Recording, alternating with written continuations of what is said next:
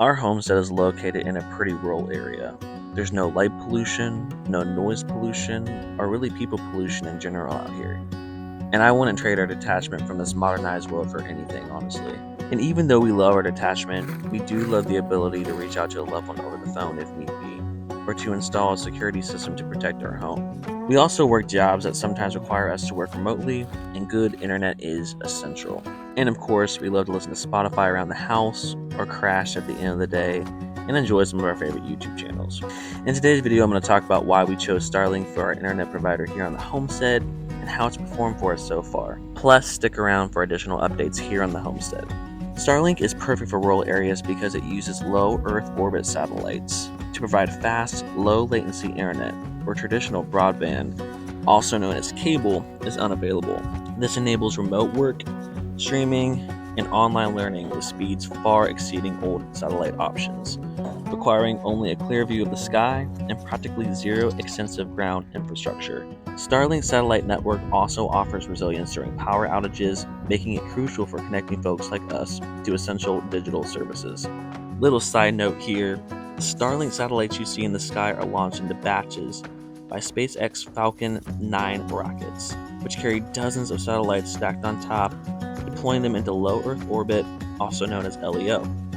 When these batches are initially launched, the satellites form a low orbit satellite train before they disperse into their own individual orbits. I saw my first Starlink train in northern Maine a couple years ago. I was lying on a large boulder located on the banks of a pitch black, starlit lake near the Appalachian Trail. I'll never forget the moment a vibrant, crystal clear Starlink train emerged over the horizon and disappeared mid sky when it passed into the Earth's shadow. I was convinced I saw an unidentified aerial phenomena, also known as a UFO. But after some quick research online, I was sad that I did not witness a UFO invasion, but only a fresh batch of low orbit satellites. Here's what we love about Starlink: it's fast. Our old internet provider would cut out multiple times a day. Uploading a 10-minute YouTube video took about 4 hours. Watching a simple YouTube video was nearly impossible at times. And phone calls were weak, broken up, and sometimes dropped entirely. It's also high speed and low latency, once again using those low Earth orbit satellites for faster speeds, often 100 plus Mbps, and lower lag, 20 through 40 ms, making gaming and video calls feasible. It allows access where none exists. I don't think we have cable on our road at all, and Starlink brings a reliable internet to remote locations lacking cable, fiber, or reliable DSL. And then it's such a simple setup. It doesn't rely on miles of buried cables, ground towers, making the installation practical in remote areas like ours. And then also resilience. It provides a backup during power outages when local cell towers or ground lines fail. Once again, it's satellite based and can run on battery backup. We've had some pretty severe weather recently, and it's performed beautifully. Our only struggles so far are finding a spot for the mount on our house. And this is simply due to the fact that our house is on a massive slope and it's sketchy to put a ladder in the vast majority of places. And then we also live in the woods, and finding a perfectly clear location for our receiver has been a challenge, and may get even more challenging when there's actual foliage. But the cool part is, these are all fixable issues. It might take a sketchy climb up the ladder to install that mount, and may take some trees being felled to create that clear sky. But it's definitely feasible, and we are confident it won't be too big of an issue. Alrighty, this is the temporary location of our Starlink receiver. It's obviously not good for the long run, but it's working just fine for now.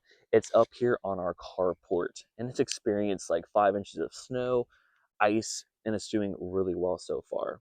Like I said, our goal is to mount it on the back side of the house, most likely. We kind of want it out of sight, out of mind. Plus, there's a bigger sky in the backyard as well. It has this really cool automatic defrost setting, I guess you could call it, to where it gets really cold and there's ice and snow. You can turn the setting on and it'll melt everything off so it can still access the satellites. And it was really cool to watch it work in our last snowstorm that we had. Like I said too, it is such a simple setup. You have the receiver here, the cord going into the house, and the hookup was really no sweat at all. So we love the simplicity of it.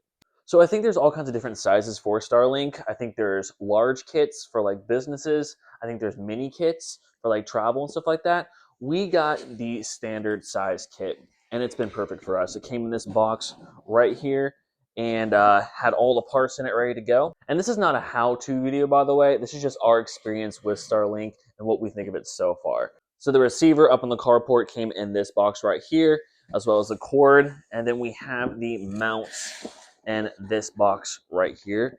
And this is what we gotta put somewhere up on the side of the house in the backyard, and we'll do that when we're ready for it. It also came with these very interesting, simplistic instructions. Some very simple steps. And then two, if you scanned this QR code as well, it'll take you to the app and show you exactly how to set it up. Very, very simple. And that is it for the Starlink portion of this video. Let's get to the homestead updates. We had the craziest snowstorm hit the other day. It was a level 2 in our county, which means the roads are pretty dangerous and you probably shouldn't be going into work. The snow is coming down so quickly, so we had to rush to get the firewood, which was exposed in the backyard, onto the front porch and out of the elements. We had a blast going up and down the hill on our tractor, stacking wood on our front porch for the first time, making a fire, drinking tea, and watching the snow fall down from our hot tub.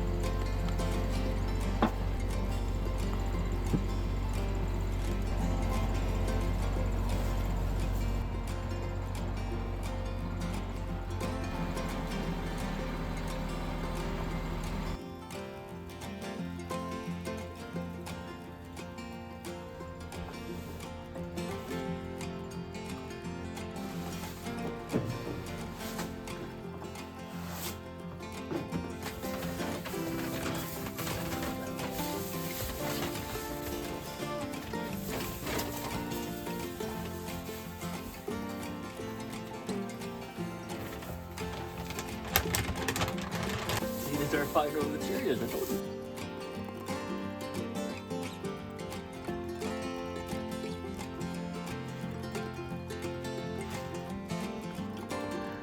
All right, go.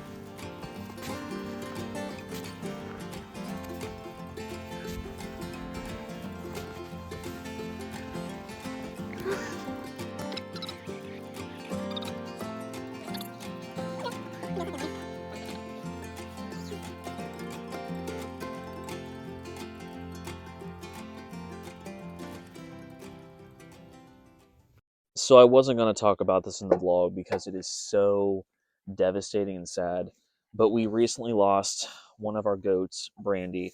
We came down here and it looks like she was sleeping when she passed away and it looked peaceful. But it was still so devastating to us and we were scared and we didn't know why she passed away so suddenly. She had plenty of food, water, a good shelter, plenty of space to roam, and it was just so sudden. But we're learning with goats that they are so sensitive to temperature changes, to moving. You know, we only moved here a couple months ago, and they've had a lot of stressors here recently. So they're almost like your kids. You have to watch them on a daily basis. Come up with a routine where you're watching their behavior, any weird signs, loss of appetite, stuff like that. Take note of it and combat it immediately. Don't wait till the symptoms get worse. So we have this new regimen where we're determined to check on them every single day and make sure they're doing okay. We didn't want to learn this way, but it really is a part of the process. You know what I mean? You gotta get to know your animals, and it's a part of raising a small farm. You're going to lose animals along the way. So that being said, daily routine, vitamins, minerals, watching their behavior very closely, and just being involved with our kids on a regular basis, because we know we have to. We had a little burial behind the goat pen right here for, and like I said, we are just devastated, and we are very eager to learn more about our goats, because we don't want this to happen again.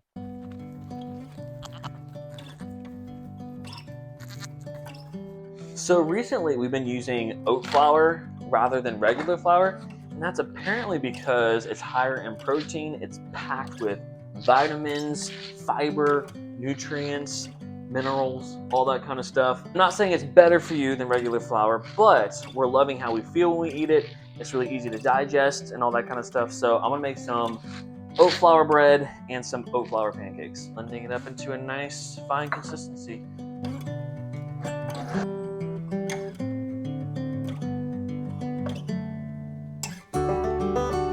And there you have it, nice fluffy oat flour. Oat flour offers many benefits, like improved heart health, better blood sugar, and enhances digestive health due to its high fiber content. It's packed with minerals like magnesium and plus B vitamins, helping with fullness, energy, and providing antioxidants for overall wellness. It's a nutritious gluten-free alternative to refined flours, supporting weight management and providing sustained energy.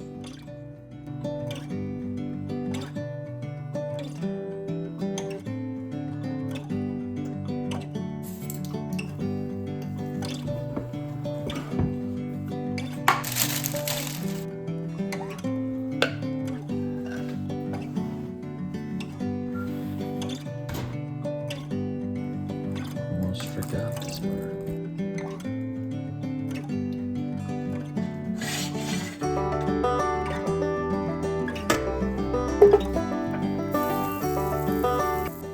Now, just a little forewarning here.